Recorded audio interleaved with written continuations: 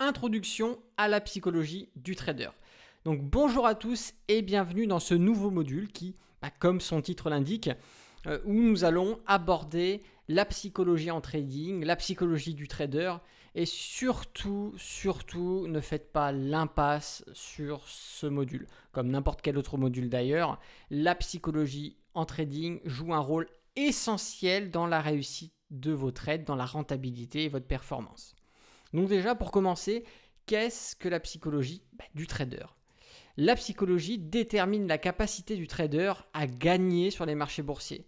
On va voir que pour être rentable en bourse, pour réussir à générer des revenus sur les marchés boursiers, surtout en trading, la psychologie fait partie, tout comme la stratégie, le portefeuille, le money management, ses stop loss et take profit, on va avoir en plus la psychologie.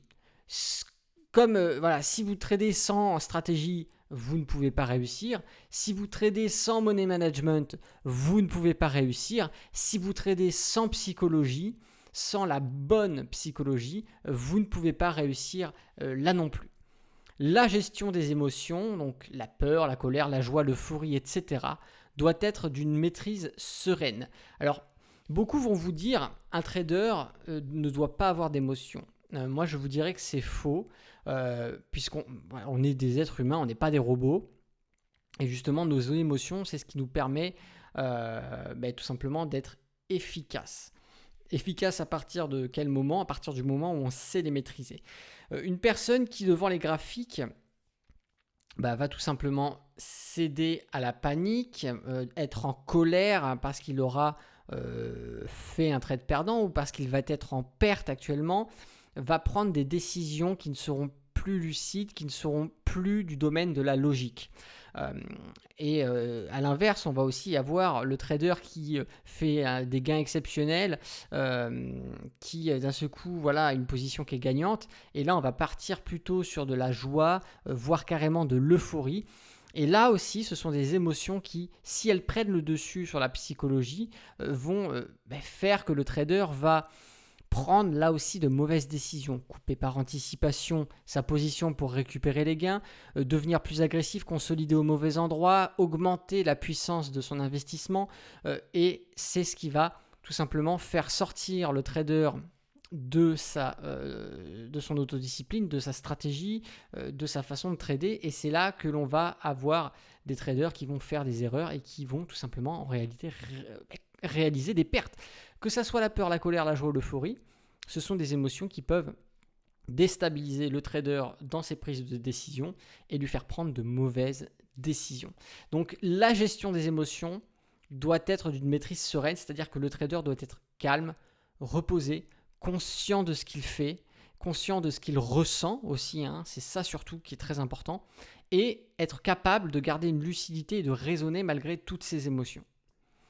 Car une mauvaise gestion de ses émotions induira le trader à faire des erreurs sur le graphique. C'est ce que je vous ai dit, quand on se laisse aller à ses émotions, c'est là que l'on remarque, et d'ailleurs c'est même souvent le cas, et beaucoup chez les débutants, mais ça existe encore chez les traders professionnels, que les émotions à un moment prennent le dessus, et que du coup, on fait des bêtises. On achète là où il ne faut pas acheter, on vend là où il ne faut pas vendre, on essaie d'anticiper alors que d'habitude on n'anticipe jamais. On a une intuition parce que on est joyeux, on est euphorique, on se dit ouais, super, c'est cool, ça va monter et tout. Alors on éloigne son objectif alors que l'objectif est depuis longtemps atteint, on clôture pas sa position, ça se renverse. Enfin vous comprenez que comme c'est marqué, une mauvaise gestion de ses émotions induira le trader à faire des erreurs sur les graphiques.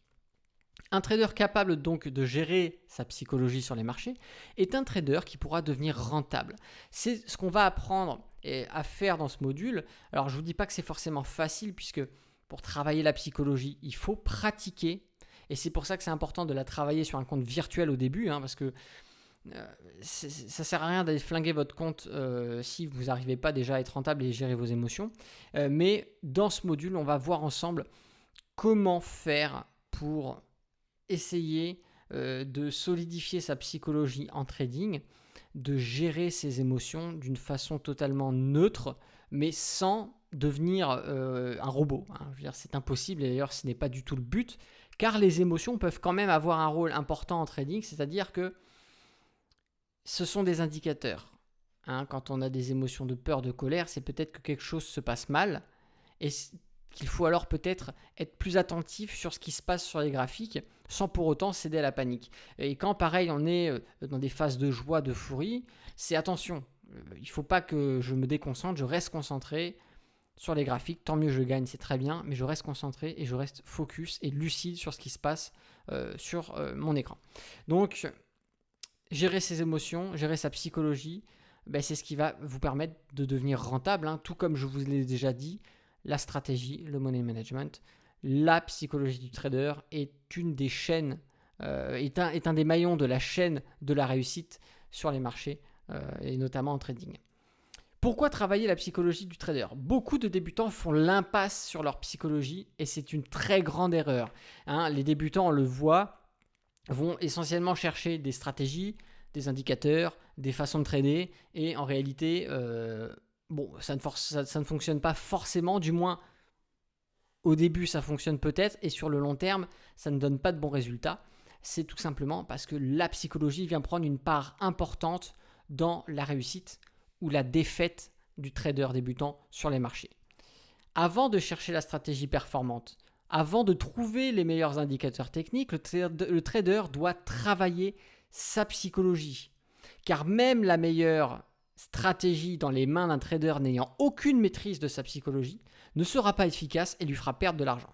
Ce que je veux vous dire là, je veux bien que vous le compreniez parce que c'est vraiment très important. Si vous apprenez, imaginons que vous trouviez la stratégie la plus efficace au monde, que le plus grand des traders vous donne sa stratégie la plus efficace. Si vous n'avez pas la bonne psychologie, vous n'arriverez jamais à être rentable, même avec la meilleure stratégie au monde. Vous n'arriverez jamais à gagner sur les marchés, même avec la meilleure stratégie au monde, si vous avez une psychologie qui est défaillante. Et ça, je veux bien que vous le compreniez, parce qu'il y a beaucoup de débutants qui ne comprennent pas pourquoi ils ne réussissent pas. Et quand on regarde comment ils s'expriment, ils sont dans la colère, ils sont défaitistes, ils sont dans le désespoir. Ils se laissent aller à leurs émotions. Avec des émotions comme ça, vous ne pouvez pas dompter votre stratégie.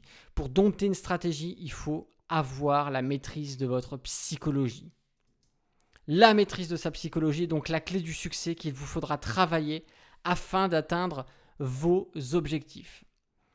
Maintenant, la psychologie du trader, ce n'est pas un acquis non plus. On a beau le travailler, on a beau un moment réussir à gérer sa psychologie. C'est pas parce qu'on a réussi à la gérer une fois que c'est bon, c'est un acquis. Non, c'est quelque chose qu'il faut travailler tout le temps et sur lequel il faut tout le temps être attentif. Un trader qui maîtrise sa psychologie aujourd'hui peut ne plus la maîtriser demain s'il se laisse aller à toute dérive émotionnelle. Et ça c'est déjà vu. Il y a des traders parmi les plus performants au monde qui ont déjà perdu des millions de dollars car leur psychologie n'était plus en adéquation avec le marché.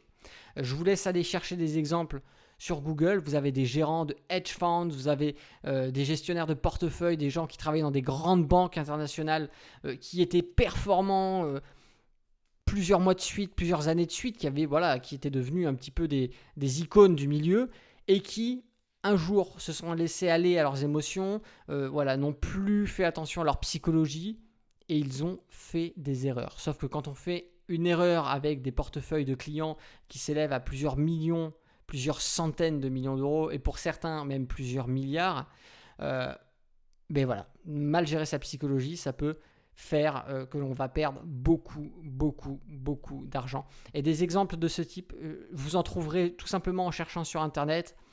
Grand trader, échec, et vous allez voir, vraiment, c'est toujours des problèmes d'émotion, de psychologie du trader qui est venu empêcher le trader d'être lucide sur ses prises de décision. Le trader doit par conséquent toujours se remettre en question avant sa séance de trading, pendant sa séance de trading, au moment où on ressent ses émotions parce qu'on a pris des positions, et après sa séance de trading, quand on va parler. Vous allez voir il est conseillé d'analyser ses trades gagnants et perdants surtout après une séance de trading.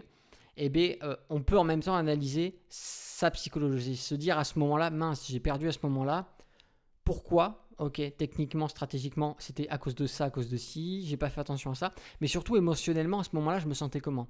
Est-ce que j'avais trop de confiance? Est-ce que j'étais trop joyeux? Est-ce que j'étais dans le doute? Est-ce que, voilà, il faut toujours se remettre en question. Se remettre en question ne veut pas dire que vous êtes mauvais. Justement, c'est en se remettant constamment en question sur vos prises de position en trading que vous allez vous améliorer, que vous allez devenir meilleur. Mais il faut faire le travail. Je ne peux pas le faire pour vous, personne ne peut le faire pour vous. C'est à vous de vous prendre en main et de faire attention à votre psychologie. Une autodiscipline stricte et rigoureuse permet de maîtriser sa psychologie à condition que le trader soit entièrement concentré dans ce qu'il fait. L'autodiscipline, c'est ce qui va vous permettre de garder votre habitude psychologique sur les marchés. On va voir dans ce module comment faire pour acquérir cette autodiscipline, mais là encore, c'est un travail que vous seul pourrez faire. C'est-à-dire que si vous ne vous bougez pas, si vous ne faites pas l'effort, vous n'aurez pas les résultats sur votre psychologie. Et ça, je veux bien que vous le compreniez. Donc, j'ai voulu faire cette vidéo pour faire une petite introduction sur ce qu'est la psychologie en trading.